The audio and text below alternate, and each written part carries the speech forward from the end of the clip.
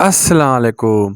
ज़हर ज़िंदगी ड्रामे जी दोस्तों नेक्स्ट एपिसोड जी तव्हांखे तफ़सील सां कहाणी ॿुधाईंदा हलूं जेका किस्त अचण वारी आहे। छा इन में ओठो ऐं रबन इतां निकिरण में कामयाब थी वेंदा या कमाल खान ओठे खे मारे विझंदो ऐं रबन इतां फ़रार थी वेंदो या रबन पकड़ियो वेंदो त ओठो फ़रार थी वेंदो। छा नेक्स्ट एपिसोड में रईस गफ़ार खान जे मथां इहो हमलो करे कमाल खान ऐं हाकिम खान कामयाब थींदा या वरी ओठे जो साथ मुहिब ॾींदो। सॼी कहाणी ॿुधाईंदासीं दोस्तों तव्हांखे इन नंढड़े वीडियो में पहिरियां यानी कि पूरो ॾिसो जीअं तव्हांखे सॼी कहाणी सम्झ में अचे ऐं थी सघे त शाहिद खोसो वीलॉग यूट्यूब चैनल खे ज़रूरु सब्सक्राइब कंदा। अगर फेसबुक पेज ते ॾिसी रहिया हो त इन खे फॉलो लाइक इन वीडियो खे अॻिते ज़रूरु शेयर कंदा। ही पेज ही चैनल अव्हां जो चैनल आहे दोस्तों। हाँ तफ़सील सां तव्हांखे कहाणी ॿुधाईंदा हलूं। पहिरीं ॻाल्हि दोस्तों ओठे खे हाणे बिल्कुलु कमाल खान नथो पसंदि करे उन खे कीअं बि करे मराइणु चाहे थो ऐं वलू जो इल्ज़ाम बि ओठे जे मथां लॻी चुको आहे। मुहिब जा कन भरे छॾिया हाकिम खान वलू खे ओठे मारियो आहे।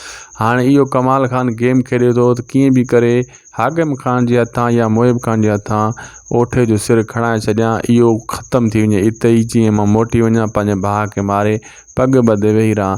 लेकिन नेक्स्ट एपिसोड में दोस्तों ॾिसंदो तव्हां ओठो वरी मुलाक़ात कंदो रबन सां उन खे पूरी प्लैनिंग ॿुधाईंदो हितां कीअं कीअं भॼणो आहे। इहे ॿई भॼण जी पूरी प्लैनिंग ठाहींदा ऐं रबन बि नेठि ओठे ते एतबार कंदो मीरा बि एतबार कंदी। हू मजबूरन उन्हनि खे एतबार खां सवाइ ॿियो रस्तो न आहे।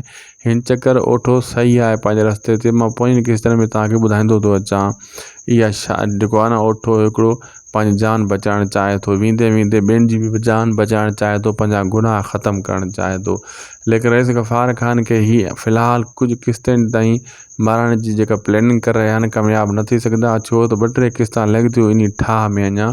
जॾहिं ही ठाह थींदो ऐं वेझो वेझो टाइम ईंदो वेंदो तीअं तीअं किस्ता तव्हांखे सम्झ में ईंदियूं वेंदियूं ऐं असां हर अपडेट तव्हांखे टाइम सां इन चैनल ते पुॼाईंदा वेंदासीं। शाहिद खोसो वीलॉग यूट्यूब चैनल ते। असांखे ॾींदा इजाज़त दोस्तों। ख़ुदा हाफ़िज़।